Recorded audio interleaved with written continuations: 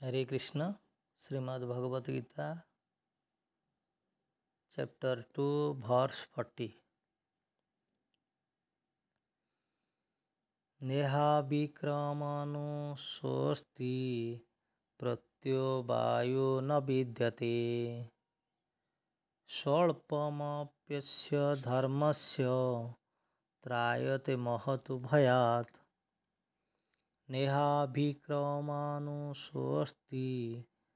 प्रत्यो वायो न विद्यते स्वल्पमप्यस्य धर्मस्य त्रायते महतु भयात्।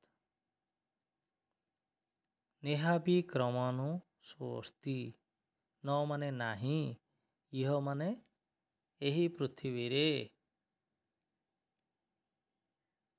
अभिक्रम, नेहा विक्रम, अभिक्रम माने प्रचेष्टा, नाशो अस्ति, नाशो माने नष्ट, अस्ति माने अच्छी। नेहा विक्रम नाशो अस्ति प्रत्यो वायो न विद्यते। प्रत्यो वायो माने ह्रास, प्रत्यो वायो, न माने नाही, प्रत्यो वायो न विद्यते, विद्यते माने अच्छी। स्वल्पमप्यस्य धर्मस्य, स्वल्पम, स्वल्पम माने अल्प, अपि माने जदिउ, स्वल्पमप्यस्य, अस्य माने एहार, धर्मस्य माने एही कर्मर, त्रायते माने त्राण करे, महत्, महत्व, महत् माने महान, भयात, भयात माने विपदर। नेहा विक्रम नाशोऽस्ति प्रत्यो वायो न विद्यते स्वल्पमप्यस्य धर्मस्य त्रायते महतु भयात्। Chapter 2 verse 40, Bhagavad Gita chapter 2 verse 40। Neha विक्रमानुस्वस्ति प्रत्यो वायो न विद्यते स्वल्पमप्यस्य धर्मस्य त्रायते महतु भयात्। अर्थात यही प्रचेष्टारे किछि नष्ट हुए नहीं बा कौनसी हानि हुए नहीं। यही मार्गरे अल्प किछि अग्रगति कले व्यक्ति अति विपज्जनक अवस्थारू रक्षा पाइपारे। भावार्थ, कृष्ण चेतन काम करिबा बा कौनसी इंद्रिय तृप्तिर कामना न रखी कृष्ण को निमित्त काम करिबा हेउछि कर्मानुष्ठानर सर्वोच्च दिव्य गुण। एपरिकी ए दिगरे जे अल्प किछि अग्रगति करिछि से मध्य कौनसी बाधाप्राप्त हुए नाही एवं से स्वल्प कर्म मध्य कौनसी स्तर रे नष्ट हुए नाही। भौतिक स्तर जो कार्य करा जाए ताको संपूर्ण करने को हेबो। भौतिक स्तर रे जो कार्य करा जाए ताको संपूर्ण करने को हेबो, नचेत समस्त प्रचेष्टा पंड होई जेबो। किंतु कृष्ण चेतन रे जो कर्म आरंभ करा जाइछि ताहा शेष न होइथिले मध्य ताहार स्थायी फल अछि। कृष्ण चेतन रे करा जाइथिया कर्म असंपूर्ण हेले सुद्धा से कर्म द्वारा कर्तार किछि क्षति हुए नाही, कर्तार किछि क्षति हुए नाही। कृष्ण चेतन रे करा जाइथिया कर्म असंपूर्ण हेले सुद्धा से कर्म द्वारा कर्तार किछि क्षति हुए नाही। कृष्ण चेतन रे शतकड़ा एक भाग कर्म होइथिले सुद्धा तार स्थायी फल अछि। तेणु परे जेतेबेले ताहा आरंभ करा जिवो ताहा शतकड़ा दुई भागरू आरंभ करा जिवो। प्रथम एक भाग थिला, एबे पुणी दुई रु आरंभ हबो। किंतु भौतिक स्तर रे जो कर्म करा जाए सेथिरे पूर्ण सफलता लाभ न हेले कौनसी लाभ नाही। ଅଜାମିଳ ଶତକଡ଼ା ଖୁବ୍ କମ୍ ଭାଗ କର୍ମ କୃଷ୍ଣ ଚେତନା କରିଥିଲେ,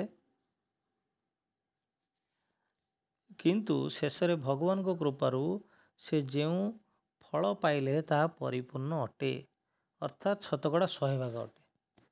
ଏ ସମ୍ବନ୍ଧରେ ଶ୍ରୀମଦ୍ ଭାଗବତମରେ ଏକ ସୁନ୍ଦର ଶ୍ଲୋକ ଅଛି।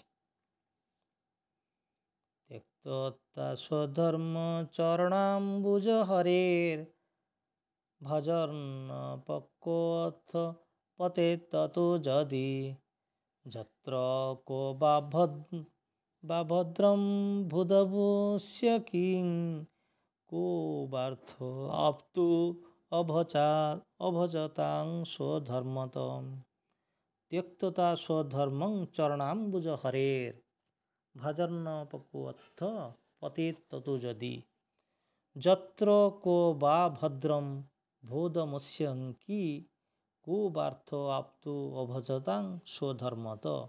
ଅର୍ଥାତ୍ ଯଦି କୌଣସି ବ୍ୟକ୍ତି ନିଜ ବ୍ୟକ୍ତିଗତ ଲାଭ ଉଠାଇଥିବା କର୍ମକୁ ତ୍ୟାଗ କରି କୃଷ୍ଣ ଚେତନାରେ କର୍ମ କରେ ଏବଂ ସେ କର୍ମ ପୁରା କରି ନପାରି ଯଦି ଅଧୋପତିତ ହୁଏ, ତାହେଲେ ତାର କ'ଣ କ୍ଷତି ହୁଏ? ଆଉ ଯଦି କେହି ତାର ଭୌତିକ କର୍ମ ସମ୍ପୂର୍ଣ୍ଣ ଭାବରେ ସମ୍ପାଦନ କରିଥାଏ, ତେବେ ତାର କ'ଣ ଲାଭ ହୁଏ?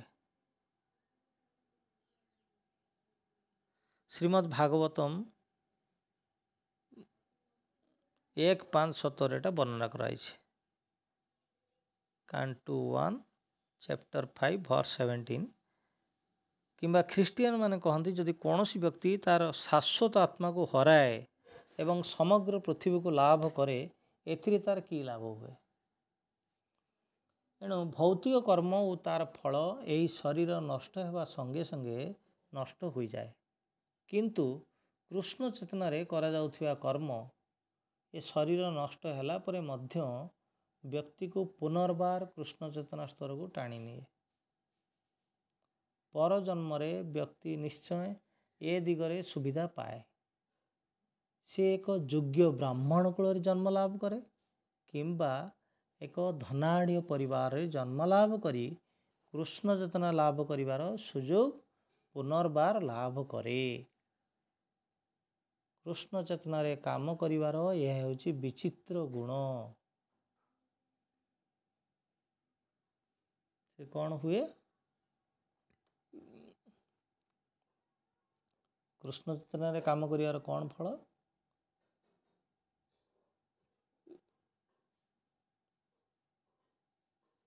ଯଦି ଏଇ ଦିଗରେ ସେ ଅଳ୍ପ କିଛି ଅଗ୍ରଗତି କରିଛି, ତାହେଲେ ସେ ମଧ୍ୟ କୌଣସି ବାଧାପ୍ରାପ୍ତ ହୁଏ ନାହିଁ ଏବଂ ସେ ସ୍ୱଳ୍ପ କର୍ମ ମଧ୍ୟ କୌଣସି ସ୍ତରରେ ନଷ୍ଟ ହୁଏ ନାହିଁ। ତେଣୁ କୃଷ୍ଣ ଚେତନାରେ ଯେଉଁ କର୍ମ ଆରମ୍ଭ କରାଯାଇଛି, ତାହା ଶେଷ ନ ହୋଇଥିଲେ ମଧ୍ୟ ତାର ସ୍ଥାୟୀ ଫଳ ଅଛି। କୃଷ୍ଣ ଚେତନାରେ କରାଯାଇଥିବା କର୍ମ ଅସମ୍ପୂର୍ଣ୍ଣ ହେଲେ ସୁଦ୍ଧା ସେ କର୍ମ ଦ୍ୱାରା କର୍ତ୍ତାର କିଛି କ୍ଷତି ହୁଏ ନାହିଁ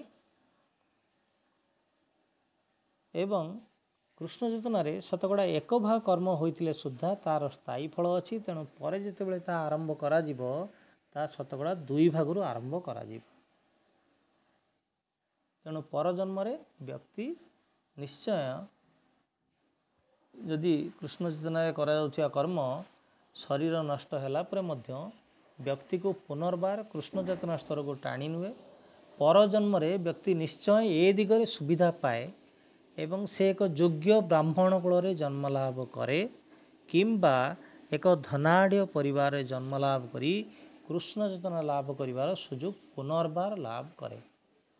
ତେଣୁ କୃଷ୍ଣ ଚେତନାରେ କାମ କରିବାର ଏହା ହେଉଛି ଏକ ବିଚିତ୍ର ଗୁଣ।